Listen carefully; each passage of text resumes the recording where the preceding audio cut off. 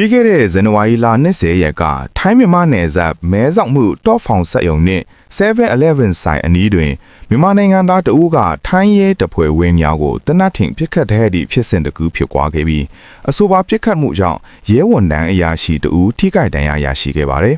။မဲဆောက်မှာမောင်ခိုလက်နက်အယောင်းဝယ်လုပ်တဲ့မြန်မာနှစ်ဦးမှာကိုနိုင်လင်းအောင်ဆိုသူဟာအတွင်ယူဖမ်းဆီးမှုလာတဲ့ထိုင်းရဲတွေတဲကအရာရှိတဦးကိုတနတ်ထင်ပစ်ခတ်ခဲ့ပါတယ်။ကိုနိုင်လင်းအောင်နဲ့တုံငယ်ချင်းဗစ်တူဟာထွက်ပြေးလွတ်မြောက်နေခဲ့ပြီး22ရက်နေ့ယနေ့မှာတော့ကော့ဘရာစစ်ကြောင်းဗိုလ်ကြီးဒါဘောကဖမ်းဆီးပြီးထိုင်းရဲထံအပ်ခဲ့ပါတယ်။ထိတိုက်တန်ရာရထိုင်းအရာရှိစီမြန်မာအမျိုးသမီးတဦးကတွားရောက်တွေ့ဆုံပြီးတွဲလူခဲ့ပါတယ်။ထိခိုက်နစ်နာသူထိုင်းအရာရှိရဲ့အမျိုးသမီးကိုပါတောင်းပန်ခဲ့ပါတယ်။ကိုနိုင်လင်းအောင်ကိုထိုင်းမျိုးချစ်အဖွဲ့တရားချီဝနဲ့အတူထိုင်းရဲများကအပူတပင်းလိုက်လံရှာဖွေနေခဲ့ကြတာပါ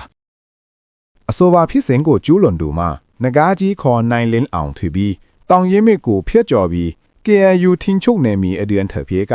ကော်ဘရာစစ်ကြောင်းမူဘိုတာမောတန်တွားရောက်အဖမ်းခံခဲ့ပါတယ်။သို့ပေမဲ့ဘိုတာဘောကထိုင်းအာဏာပိုင်များတန်ပြန်လည်လွှဲပြောင်းပေးခဲ့ပါတယ်။ယခုဖြစ်ရပ်ကြောင့်မဲဆောက်ရှိမြန်မာနိုင်ငံသားများအကြားစိုးရိမ်ပူပန်မှုများစွာဖြစ်ပေါ်ခဲ့ပါတယ်။လူမှုကွန်ရက်ပေါ်တွင်လည်းအခြားနိုင်ငံ၌လာရောက်နေထိုင်ပြီးရဲကိုပင်ပစ်ခတ်သည့်လောက်ရမှာရိုးသားစွာလောက်ကင်နေသည့်မြန်မာများကိုပါအမြင်ဆောင်ခံရစေပြီးပုံရိပ်ထိခိုက်စေနိုင်ကြောင်းပြင်းထန်သောဝေဖန်မှုများထွက်နေပါတယ်။သွေးလူခဲ့သူမိန်းကလေးကကုသမှုခံယူနေတဲ့ရဲတပ်ကြက်ကြီးဟာ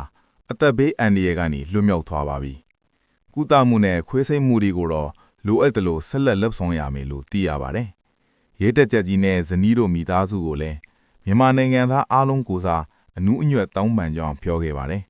သူတို့ကလည်းကြည်ပြူစွာနဲ့လက်ခံပါတယ်။သူတို့နားလေပါတယ်တဲ့ကိစ္စမရှိပါဘူးတဲ့အခုလိုလာပေးတာကိုလည်းကျေးဇူးတင်ပါတယ်တဲ့မြန်မာနိုင်ငံသားတဦးအနေနဲ့တာဝန်သိစိတ်နဲ့ခုလိုကူညီဝင်ရတာပီတီထရပါတယ်ဆိုပြီးသွေးလူဟဲသူအမျိုးသမီးမှာလူမှုကွန်ရက် Facebook ပေါ်ရေးသားပြီးတင်ပြခဲ့ပါတယ်။ယခုခါတော့ဖောင်စိတ်ယုံမှာတာဝန်ရှိသူများနဲ့မြန်မာဝန်ထမ်းများကစုပေါင်းပြီးထိခိုက်ဒဏ်ရာရသူရဲအရာရှိကိုတွားရောက်တွေ့ဆုံပြီးကူညီခဲ့ပါတယ်။ထိုင်းမျိုးချစ်တေအားချီဝအဖွဲ့ခေါင်းဆောင်မှာထိုင်းရဲအရာရှိကိုပစ်ခတ်သူအားဖမ်းဆီးပေးလို့ KNU ကိုကျေးဇူးတင်ကြောင်းလူမှုကွန်ရက်ပေါ်မှာရေးသားခဲ့ပါတယ်။